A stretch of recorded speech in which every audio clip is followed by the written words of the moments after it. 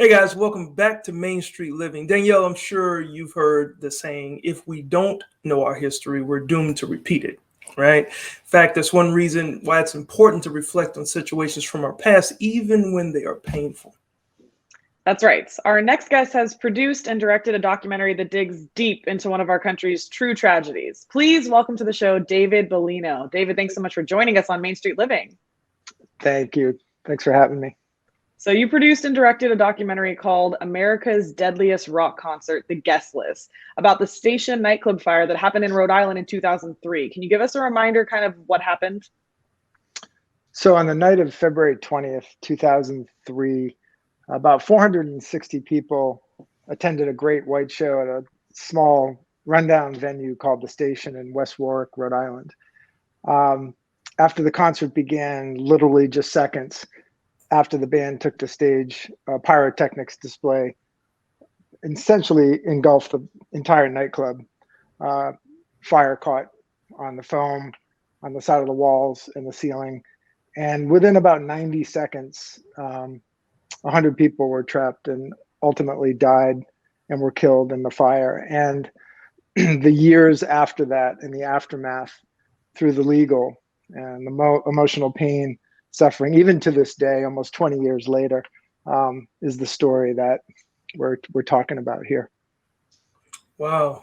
Well, why did you decide to make a film about this tragedy? I know that can take a toll on you just remembering it, and then you're putting it, for viewers. Yeah. So, sorry. It's very interesting that no one had done a documentary on this topic, and it was a very big news cycle at the time. Of course, everywhere in the world, CNN. And I moved back from Los Angeles to raise my two girls. They were 1 and 3 years old at the time. And I woke up on February 21st, the morning after, and my wife and I just looked at the news. I was 20 minutes from the Station nightclub. I had moved back, and Rhode Island's a very small community. I just didn't know about the show. It wasn't promoted very well. I certainly would have went. So my background is in music video directing when I started my career in the film business. And so having worked with a lot of those bands and understanding that genre and being from Rhode Island, I knew I just at some point had to tell the story. And amazingly enough, it was just never done. And I always thought about, my two girls just going through life without a father, like over 60 kids lost either a mother or a father that night. So it was a combination of those things. Yeah. Well, it's really heavy subject matter. And as you mentioned, coming from music videos, this had to be a tough switch, but you had to cover a lot of tough topics in this film. How did you approach the story?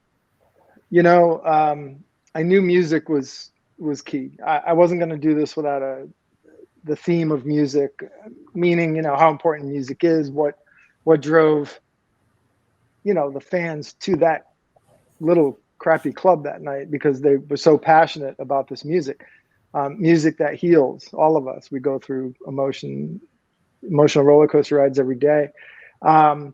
So I knew that had to be critical. John Bareilles, who wrote the book Killer Show, it was the civil attorney for the case, or one of the civil attorneys. He spent 7 years on the case and 3 years writing the book. So my approach was immediately go to John, make sure I had a factual foundation. There's so much controversy. There's so many unknown things. There's a lot going on with this story. So one of the most important things as an approach was to make sure that book was the foundation. Then on top of that, I could create the cinematic emotion and the people and bring everything to life, and the music and, everything that goes into the filmmaking aspect. So those were the two basic components. It was a very hard project to convince people of. In the case of Jack Russell, who's the lead singer of Great White, people hold quite a bit of animosity toward him. But again, because of the music angle, a lead singer who, is he responsible? Is he not? And so I had to make sure Jack Russell was in this movie. And one of the reasons is it's called The Guest List. And, it's hard to have a film called The Guest List without the person who created this guest list. And on that list were people that he invited to the show for free because he was being charitable and wanted people to come to the show. And it wound up being a death list, essentially. Wow, wow. And I know like with making films, there's so many different layers to making films. What David were the revelations you uncovered making this film? A lot of the revelations came in the book. You know, John did such an amazing job with the details. I could never get into those details. So I think the documentary and the book make a really good package, because people that see the documentary, I think, will be very affected for whatever reason in their own lives. They can relate.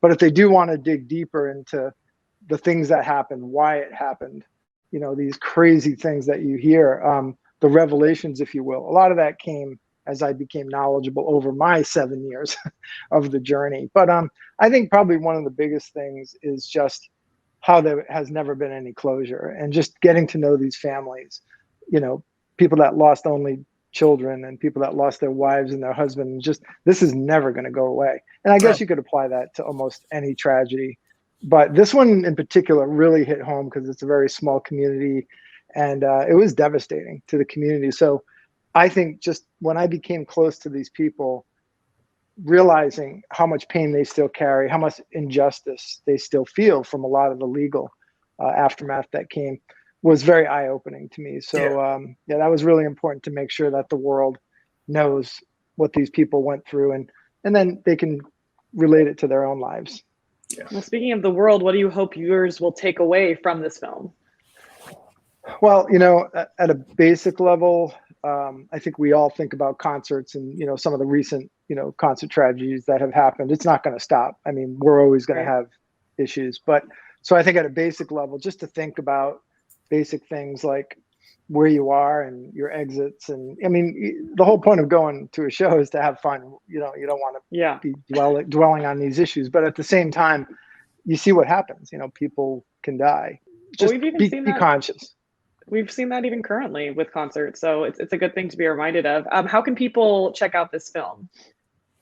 Yeah, so it's right now it's broadcast on Reels, the Reels channel, and primarily from the premiere through the next couple of months, I believe it's primarily on broadcast cable. So the Reels channel is carried by a number of cable carriers. And then I believe in a few months, there'll be streaming opportunities such as Amazon Prime, Roku, and streaming platforms that carry the Reels channel. And then we hope to have additional, you know, wider distribution too on additional products down the road. Awesome. Thank you so much, David. We're really excited to see the film and all your work that went into it. Thank you. I appreciate you having me. No problem. And also, viewers in New England market will be able to watch the documentary right here on YurView this week. So don't forget to tune into that. Thanks again to David Bellino. And up next, there is a new museum coming to Southern Arizona.